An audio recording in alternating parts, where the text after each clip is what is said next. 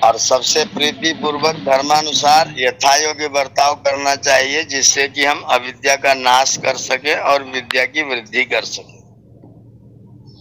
हमारे पास में विद्या हो जाए, हमारे पास धन हो जाए, हमारे पास बल हो जाए, तो अविद्या का नाश और विद्या की वृद्धि करनी चाहिए। और हमारे पास में विद्या हो जाए अच्छी, तो उसको करें क्या? तो फिर ऋषि ने हमारा सामाजिक दायित्व हमको समझाया है कि प्रत्येक को अपनी ही उन्नति में संतुष्ट न रहना चाहिए, किंतु सबकी उन्नति में अपनी उन्नति समझनी चाहिए। ये आप खूब विचार करके देख ले। इस सिद्धांत में कोई ननुनच नहीं है, कोई प्रश्न चिन्ह नहीं है। कभी भी किसी एक व्यक्ति का कल्याण नहीं हो सकता। एक व्यक्ति की हानि तो हो सकती है, लेकिन लाभ जब होगा तो सब लोगों का ही होगा, सार्वजनिक ही होगा। अगर कोई व्यक्ति सोचता है कि मैं विद्वान रहूंगा और किसी को विद्वान बनने की कोई जरूरत नहीं है, तो जो लोग विद्वान नहीं बने रहेंगे वो लोग उस विद्वान को पागल घोषित कर देंगे। मुझे बहुत अच्छी संस्कृत अंग्रेजी सब भाषाएं आए और हमारे देश का प्रत्येक व्यक्ति गंवार हो, पढ़ा लिखा ना हो, शिक्षित ना हो। अशिक्षित लोगों के बीच में अगर मैं जाकर के अंग्रेजी बोलूंगा तो वो लोग जान जाएंगे कि इसके दिमाग की नसें जो है वो काम ठीक नहीं कर रही हैं, ढीला हो गया मामला। तो मेरी विद्या, मेरा ज्ञान, मेरा वक्तव्य तब सफल होगा जब सामने वाले व्यक्ति के अंदर वो सामर्थ्य हो कि वो मेरी बात को सुन सके और समझ सके। ऋषि कह रहे हैं कि प्रत्येक को अपनी ही उन्नति में संतुष्ट नहीं रहना चाहिए, क्योंकि तुम अकेले उन्नति करोगे तो लोग तुम्हारा सब कुछ छीन के खा जाएं। अगर तुम अकेले बहुत बड़े धनी हो जाओ और बाकी पूरा गांव निर्धन हो जाए, तो एक दिन पूरा गांव इकट्ठा होगा और आपका सारा धन लूट लेगा और आपको निर्धन से भी बदतर बना देगा। इसलिए सिद्धांत यह है कि कल्याण हमेशा सार्वजनिक ही होता है, व्यक्तिगत नहीं होता। और अगर किसी व्यक्ति का होगा भी तो वो सबके लिए ही होगा, वो भी सार्वजनिक ही हो जाएगा। अगर कोई व्यक्ति समाज सेवा करेगा त्याग पूर्वक, वैराग्य पूर्वक, तो उसकी समाज सेवा से समाज का लाभ होगा। उसका अपना तो होगा ही होगा, समाज का भी होगा। हानि किसी एक व्यक्ति की हो सकती, नुकसान किसी एक व्यक्ति का हो सकता है, लेकिन लाभ जब होगा तो सार्वजनिक ही होगा। इसलिए बहुत स्वाभाविक नियम है कि हमको प्रत्येक को अपनी ही उन्नति से संतुष्ट न रहना चाहिए। मानवीय स्वभाव है कि वह अपना तो अपने लिए तो सब कुछ करना चाहता है, लेकिन दूसरों के लिए न करना चाहता है, और दूसरों के लिए ना करना चाहे यहां तक गनीमत है। दूसरों के लिए ना करना चाहे ये गनीमत है। वो दूसरों का होता हुआ देख करके ईर्ष्या से जल जाता है। अगर दूसरों की उन्नति हो जाए तो उसे बड़ा कष्ट होता है, बड़ा खेद होता है, बड़ा दुख होता है। अभी 4-5 दिन पहले किसी उपदेशक की एक कहानी पढ़ रहे थे कि एक गांव में एक लाला जी थे जो बहुत गरीबी का प्रभाव झेल रहे थे, दुखी हो रहे थे। किसी एक साधु के पास गए तो उन्होंने कहा कि शंख ले जाओ, इसको एक बार बजाना और बजा करके इससे जो मांगोगे वो तुमको मिल जाएगा। लाला जी बहुत खुश हुए। तो साधु ने कहा लेकिन एक बात है, ध्यान रखना कि जितना तुमको मिलेगा उसका 2 गुना तुम्हारे पड़ोसियों को मिल जाएगा। अब लाला जी को बहुत खराब लगा, मुझे मिल जाएगा वो तो ठीक है, पर पड़ोसियों को क्यों मिलना चाहिए। लाला जी ने वो शंख लिया और अपने घर ले जाके रख दिया। बोले हम बजाएंगे ही नहीं तो क्या होगा, क्या देगा ये। उन्होंने शंख को लपेट करके बक्से में रख दिया और अपनी पत्नी से बता दिया, खबरदार इसको बजा मत देना, नहीं तो जितना सबको मिलेगा उससे जितना तुझे मिलेगा उसका दोगुना तेरे पड़ोसियों को मिल जाएगा। सेठानी ने उसको बक्से में बंद कर दिया। सेठ जी पर फिर खाने पीने का कैसे चलेगा। बोले मैं जा रहा हूँ किसी दूसरे नगर में जाकर के कुछ काम करूंगा और कमा करके लाऊंगा। तो श्रीमान जी चले गए दूसरे नगर में, गए तो चले गए, आए ही नहीं। महीनों हो गया तो जो घर में रखा था उतना सेठानी ने खाया और जब खत्म हो गया तो उसने कहा एक दिन शंख बजा के देख ही ले। तो उस महिला ने शंख बजा दिया और अपने लिए सब कुछ मांग लिया, घर मांग लिया, गाय भैंस मांग लिया, सब संसाधन मांग लिए। अब मांग लिए तो पड़ोसियों को दोगुना दोगुना मिल गया। एक महीने बाद लाला जी लौट के आए, उन्होंने देखा गांव ही पूरा बदला हुआ है, सब जगह नई नई चीजें दिखाई पड़ रही हैं, ऊंचे ऊंचे भवन दिखाई पड़ रहे हैं। ये दौड़ के आए, पत्नी पानी लेके, बोले पहले पानी तो बता, तूने शंख तो नहीं बजाया। तो उसने कहा शंख तो बजाया, जब भूखों मरने लगे तो क्या करते। बोले शंख उठा के ला। उन्हें तुरंत शंख मंगाया और बजाया और बोले हे भगवान मेरे घर के सामने एक कुआं बन जाए। तो कुआं बन गया। अब कुआं बन गया तो सबके घर के सामने दो दो कुआं बन गया। अब लाला जी बोले हे भगवान ऐसा करो मेरी एक आंख फूट जाए। इनकी एक फूट गई, पूरे गांव की सब फूट गई। अब बोले हे भगवान ऐसा करो कि सब हमारे घर में आग लग जाए। घर में आग लगी तो सबके में लग गई। तो लाला जी अकेले बचे, बाकी सब डूब के कुएं में, अंधे बेचारे, आग लगी सब जाके कुएं में डूब के मर गए। तो लाला जी को संतुष्टि हो गई। अब बताओ, अब बजा लो शंख, नालायक को मेरे शंख बजाने से तुमको फायदा हो रहा है। तो जो मानवीय स्वभाव है कि वो अपना बिगड़ जाए तो भी दूसरे का बढ़ने नहीं देना चाहता, दूसरे का बिगड़े तो इसको बड़ा मजा आता है, दूसरे का नुकसान हो जाए तो बड़ा प्रसन्न होता है। अपना भी हो जाए साथ में तो कोई बात नहीं, दूसरे के नुकसान को देख के मजे लेता है, खुश रहता है, प्रसन्न रहता है। कोई विद्यार्थी फेल हो गया, पिताजी ने पूछा क्या रिजल्ट आया। बोले पिताजी वो राकेश 3 विषय में फेल है। पिताजी ने कहा तू अपनी बता। बोले वो है ना वो मनीष, वो तो 4 विषय में फेल है। उन्होंने कहा तू अपनी बता। बोले मैं तो खाली एक ही विषय में फेल हूं। तो मैं फेल हूं कोई बात नहीं, पर उसके 4 विषय में फेल है इसलिए मैं प्रसन्न हूं।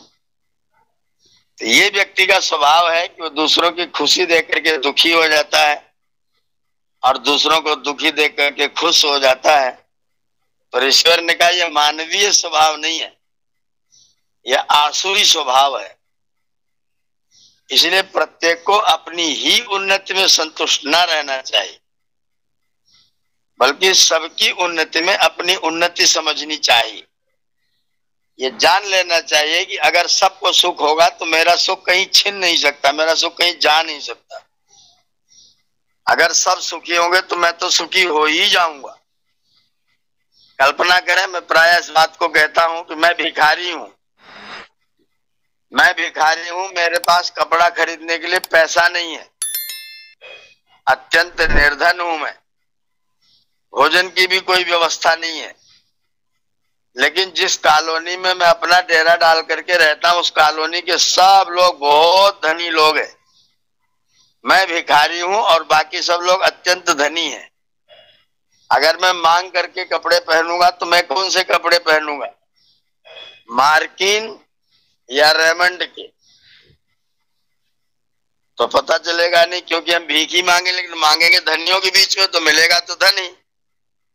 अगर सारा गांव रोटी चुपड़ी खाएगा तो मुझे भिक्षा में बिना रोटी चुपड़े कहां से देगा। अगर सब्जी दाल खाएगा, मैं भीख भी मांगूंगा तो खाऊंगा, तुम्हें भी सब्जी दाल ही। अगर सबकी उन्नति होगी तो मेरी उन्नति तो हो ही जाएगी। प्रत्येक को अपनी ही उन्नति में संतुष्ट नहीं रहना है, अपनी उन्नति तो करनी है। अपनी शारीरिक, आत्मिक, सामाजिक सब तरह की उन्नति करनी है, लेकिन दूसरे के कंधे पर चढ़ करके नहीं,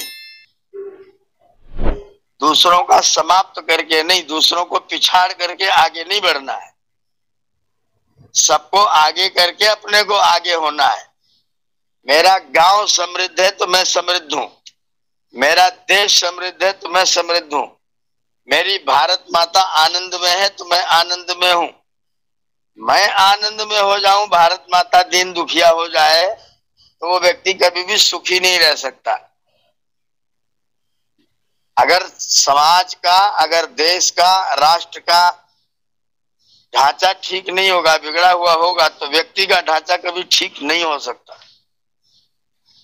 और व्यक्ति का ढांचा ठीक हो जाए तो उसे अपने ढांचे में संतुष्ट नहीं होना चाहिए, उसको दूसरों के लिए भी, दूसरों के ढांचे को भी ठीक करने का प्रयत्न करते रहना चाहिए। गर्मी का मौसम है, मेरे घर पर अगर मैंने अपना छप्पर रख लिया है तो अपने पड़ोसियों की भी छप्पर रखने का उपाय मुझको करना ही चाहिए कि इनको भी, इनकी भी नग्नता दूर हो, इनके भी सिर पर छत आए। तो मेरे पास अगर कुछ थोड़ा हो जाए, थोड़ी समृद्धि हो जाए, थोड़ा ज्ञान बढ़ जाए, थोड़ा बल बढ़ जाए, थोड़ा धन बढ़ जाए, तो अपने ज्ञान, बल, धन को और लोगों के जीवन की उन्नति में हम सहयोगी बनाएं। अगर ऐसा नहीं करेंगे तो फिर हमारी सामाजिक उन्नति नहीं होगी। अगर हम सामाजिक उन्नति करना चाहते हैं तो सबको अपनी ही उन्नति में संतुष्ट न रहना चाहिए, किंतु सबकी उन्नति में अपनी उन्नति समझनी चाहिए। अगर सब उन्नत होंगे तो मैं भी उन्नत होऊंगा, सबके पास समृद्धि होगी तो मेरी भी समृद्धि कहीं नहीं जाएगी। अगर सब लोग धनी होंगे तो मेरा धन कहीं नहीं जाएगा। अगर सबके पास अच्छे संसाधन होंगे तो संसाधन मेरा भी हो जाएगा। अगर आप सुखी होंगे तो सुखी मैं भी हो जाऊंगा। अगर आप संतुष्ट होंगे तो संतुष्ट मैं भी हो जाऊंगा।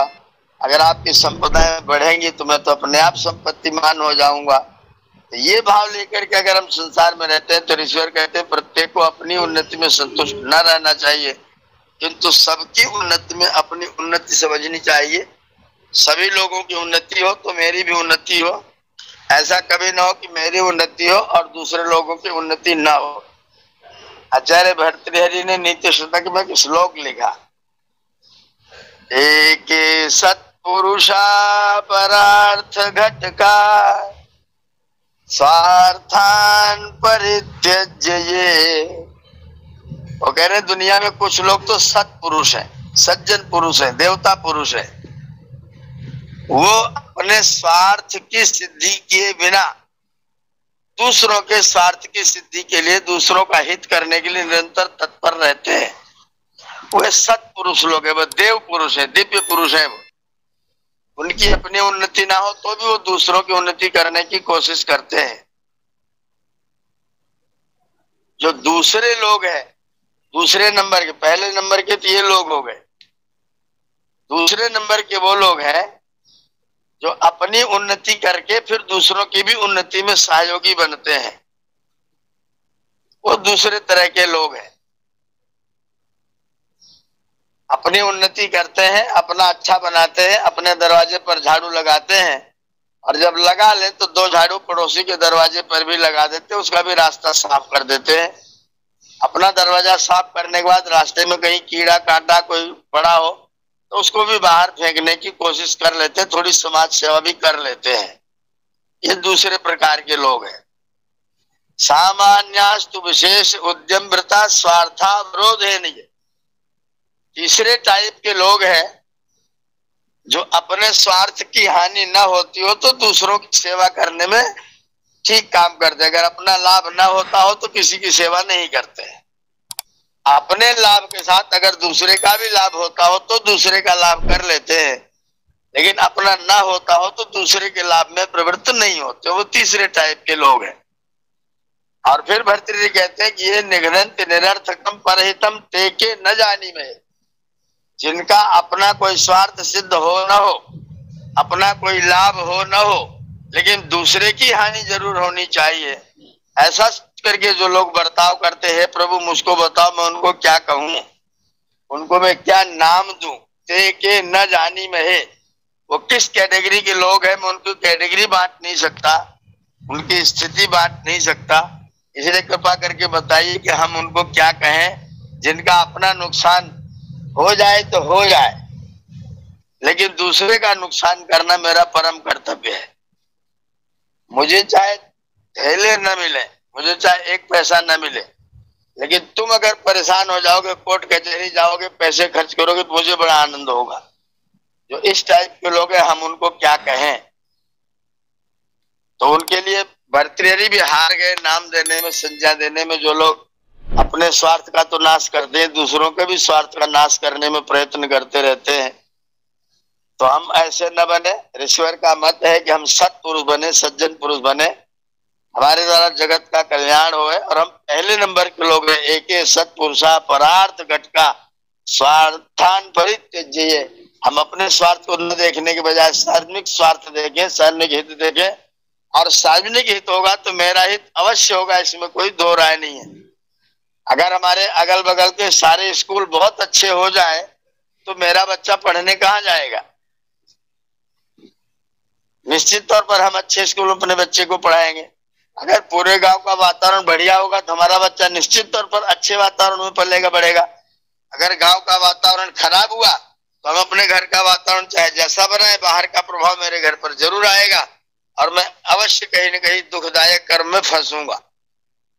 इसलिए ऋषिवर कहते हैं, अगर तुम चाहते हो मेरा कल्याण हो जाए तो केवल अपने लिए प्रयत्न नहीं करना, बल्कि सार्वजनिक हित के लिए प्रयत्न करना है। सबके हित की बात ध्यान रखनी है, सभी के बारे में सोचना है। प्रत्येक को अपनी ही उन्नति में संतुष्ट न रहना चाहिए।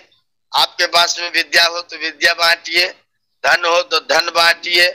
कोई चीज ना, न विद्या न धन हो तो शरीर है तो परमात्मा ने दिया, इसको दूसरों की सेवा में लगाइए। जितना संभव हो सके दूसरों का हित करने का प्रयत्न करते रहे।